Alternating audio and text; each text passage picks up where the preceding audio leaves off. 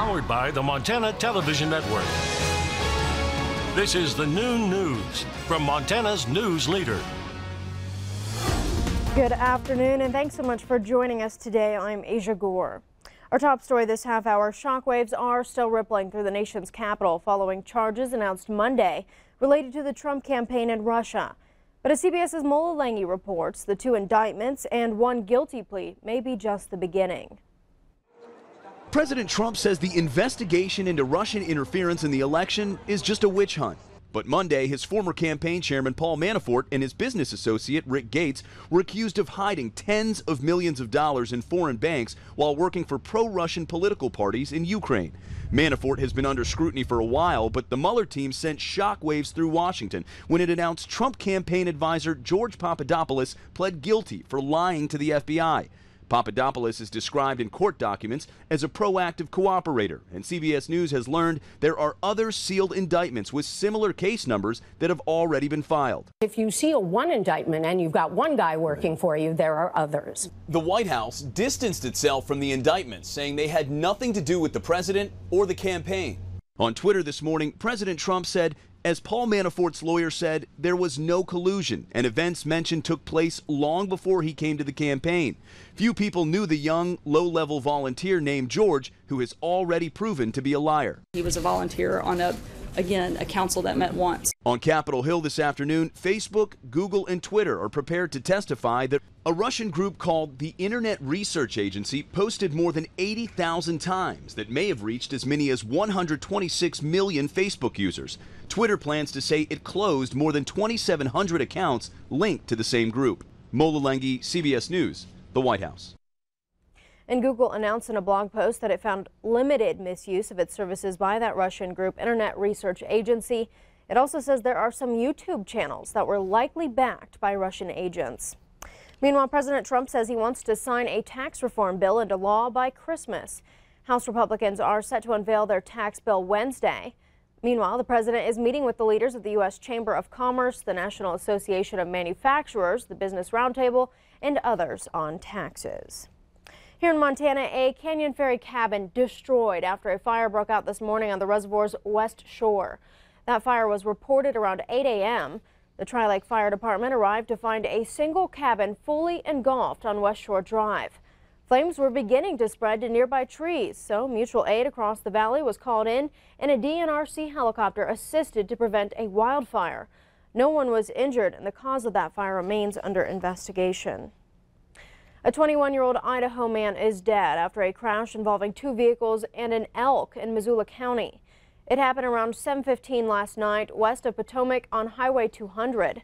Montana Highway Patrol reports an eastbound Toyota driven by a Great Falls woman struck an elk that entered the roadway. That animal went airborne and struck a westbound truck driven by the victim. The truck left the roadway and hit several embankments. The driver, who was wearing a seatbelt, died at the scene. The other driver was not injured. And the driver of a wrong-way vehicle that caused a deadly crash near Bonner last week makes his initial court appearance. Eduardo Lopez is charged in Missoula County Justice Court with 9 felonies, including negligent homicide. Lopez allegedly drove the wrong way on I-90, striking an oncoming vehicle head-on. The female driver of the other vehicle died.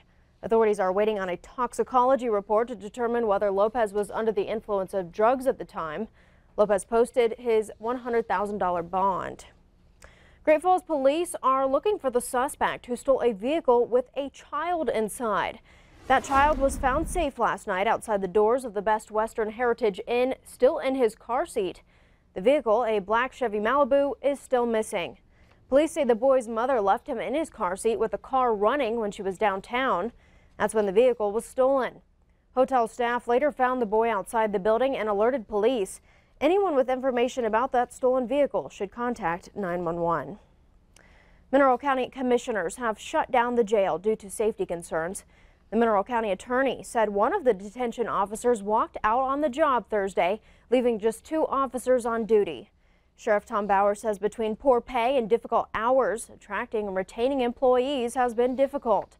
The jail houses up to 28 inmates who will now be transported to other holding facilities. Law enforcement says it will still make necessary arrests and use the jail to temporarily hold Mineral County inmates until they can be transferred. A hunter and her guide were injured by a grizzly bear in the backcountry south of Cody last week. That information released today by the Wyoming Game and Fish Department. The hunter and guide were field dressing and quartering an elk in the Boulder Basin area of the Shoshone National Forest when the bear attacked. The victim suffered non-life-threatening injuries. Wildlife officials have not been able to find the bear that attacked. Wildfires burned about 1.2 million acres of Montana land this summer, costing close to $74 million in firefighting resources. Congressman Greg Gianforte is pushing a bill that he says may prevent catastrophic fires. The Resilient Federal Forest Act of 2017 was introduced by Arkansas Congressman Bruce Westerman and co-sponsored by Gianforte. That bill would reform forest management, reward collaboration, address frivolous litigation, and end fire borrowing. But critics say that bill fails to address climate change. Gianforte, though, believes a managed forest leads to a healthy environment and safe communities.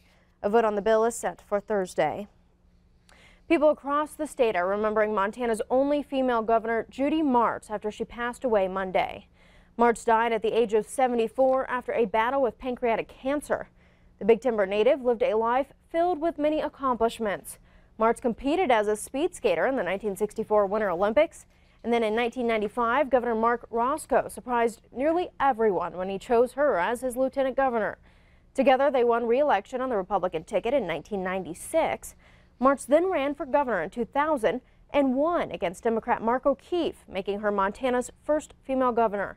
As governor, Martz signed a major reform of Montana's state income taxes, cutting the top rate from 11% to 6.9%. Martz served 2001 through 2004 and chose not to run for re-election. A celebration of life is set for Saturday at the Butte Civic Center at 11 a.m.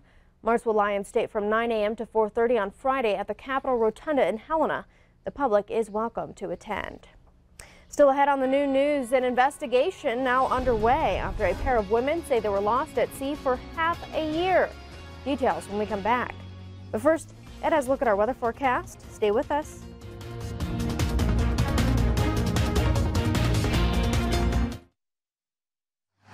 You're watching MTN News with Asia Gore.